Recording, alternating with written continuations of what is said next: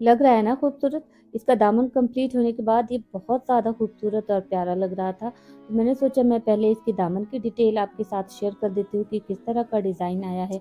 Complete होने के बाद इसका लुक किस तरह का आया, उसके बाद आगे की डिज़ाइन आपके साथ शेयर करती हूँ। तो अस्सलाम वालेकुम एवरीवन, क्या हाल-चाल? माशाल्लाह मैं मज़े में हूँ और अल्लाह ताला से आप सबकी खैरियत आफ़ियत की ढेरों दुआएँ करती हूँ। तो दामन का डिज़ाइन आपने देख लिया ना, अब ना इस पे मैं नेक पर वर्क करने वाली हूँ।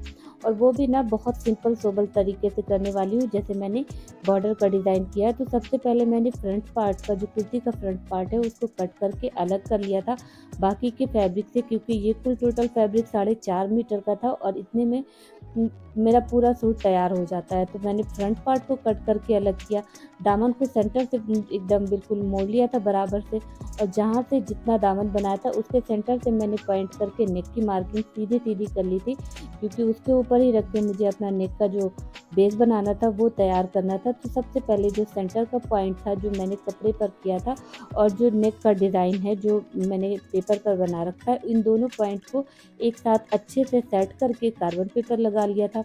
और उसके बाद नेक का सिर्फ बेस मैं तैयार कर रही हूँ। मुझे इसमें जो टिश्यू पेपर में आप डिज़ाइन देख रहे हैं, ये डिज़ाइन मैं नहीं बनाने वाली हूँ, सिर्फ मैं बेस तैयार करने वाली हूँ। और नेक ना बहुत सिंपल सोबर और बहुत ज़्यादा प्यारा बनने वाला है। तो वीडियो में आगे तक बने रहिएगा और मैं अपने पूरी डिटेल आपको बताऊंगी कि किस तरह से मैंने ये वीडियो बनाया, किस तरह से डिज़ाइन बनाई, किस तरह से सब कुछ आपको डिटेल में मिलने वाला है। तो यहाँ पर सबसे पहले कार्बन पेपर के साथ मैंने छपाई कर ली थी। छपाई करने के बाद मैंने फ्रेम पर कपड़े को सेट किया और फिर सेम मटेरियल लिया है जो मैंने दामन की डिज़ाइन में बनाया था, उसी मटेरियल को मैं यहाँ पर भी यूज़ कर रही हूँ। वाइट कटदाना, सिल्वर कलर का कलाबत्तू और अपनी ये निडल।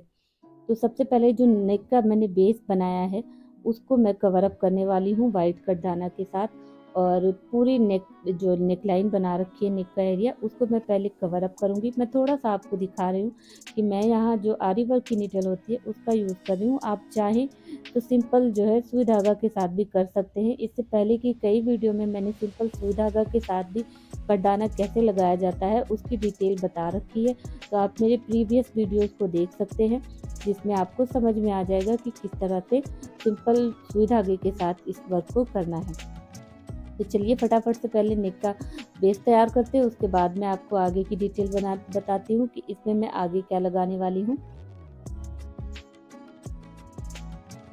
तो ये यहाँ पर हमारा बेस बनकर कंप्लीट हो गया। मैं थोड़ा सा पास से आपको दिखा रही हूँ कि फिनिशिंग इसकी आप चेक कीजिए, कितनी फिनिशिंग के साथ ये तैयार हुआ। उसके बाद सेम वही मोती लिया, ये 2 mm के बीड्स हैं। आप चाहे तो वाइट कलर के, अगर आपको साइज़ नहीं समझ में आ रहा है तो मैं आपको साइज़ बता देती हूँ। ये 2 mm के बीड्स हैं, जो कटदाने की मैंने पहली लाइन बनाई है उसके दूसरी साइड पर जस्ट बिल्कुल सटा कर, आपको गैप नहीं छोड़ना है।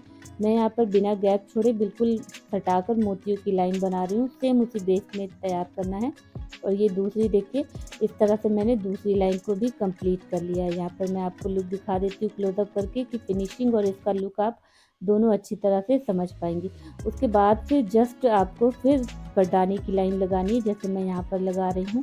इस तरह से सेंटर में जो है वो मोतियों की लाइन रहेगी और दोनों साइड पर कटदानों की लाइन कंप्लीट होगी।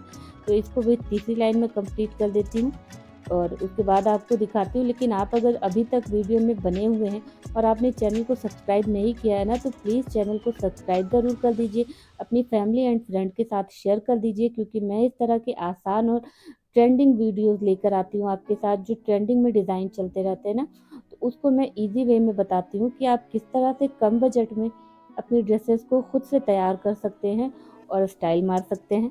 तो ये यहाँ पर मैं आपको क्लोजअप से लुक दिखा रही हूँ कि फिनिशिंग आप इसकी चेक कीजिए।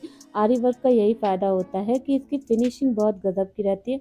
अगर आपने अच्छे से किया है ना, तो कोई बता नहीं सकता है कि आपने खुद से किया है या बाहर से करवाया। उसके बाद ये जो सेंटर में मैंने सर्किल बना रखे थे, इनका गैप ना मैंने ऊपर से 2 इंच का रखा था। बाकी जितने सर्किल इसमें बने हुए हैं, बटन टाइप का मैंने बनाया था, उसमें 3-3 इंच का गैप रखा था। आप अपने हिसाब से एडजस्ट कर लीजिएगा, अगर आपको ज़्यादा चाहिए तो आप कम कर दीजिएगा गैप को, और अगर आपको सिर्फ 1, 2 या 3 बनाने तो आप उस हिसाब से अपने गैप को एडजस्ट कर सकते हैं। तो सेंटर में मैंने 1 मोती लिया, उसके बाद फिर चारों तरफ से मैं राउंड राउंड करके 5 या 6 मोतियाँ लगने वाली हैं। आई थिंक 6 मोतियाँ लगेंगी और ये आपका सर्किल पूरा कंप्लीट हो जाएगा। तो मैं यहाँ पर आपको सिर्फ तरीका बता रही हूँ कि किस तरह से आप बना सकते हो। तो ये एक सर्कल कंप्लीट हो गया। उसके बाद मैंने अपनी नीडल को कटदाने के साथ फिल अप किया था और ये जो मोतियों का फ्लावर बनाया ना, इसके चारों तरफ मैं कटदाने से बाउंड्री बनाने वाली हूँ, ताकि इसका जो शेप है वो थोड़ा-सा और बड़ा हो जाए और इसकी खूबसूरती और बढ़ जाए। तो इसकी मैं ओवरऑल लुक दिखाऊँ आपको, उससे पहले एक बार फिर से आपसे रिक्वेस्ट कर रही हूँ कि प्लीज़ चैनल को सब्सक्राइब कर दीजिए, अपनी फैमिली एंड फ्रेंड्स के साथ शेयर कर दीजिएगा और उसकी ओवरऑल लुक देख कर जाइएगा। और आगे कोई भी दिक्कत हो तो आप मुझे कमेंट करके पूछ सकते हैं। अब मिलेंगे अगले वीडियो में, तब तक के लिए अल्लाह हाफ़िज़। और हाँ, ओवरऑल लुक तो देख कर जाइए। Bye bye.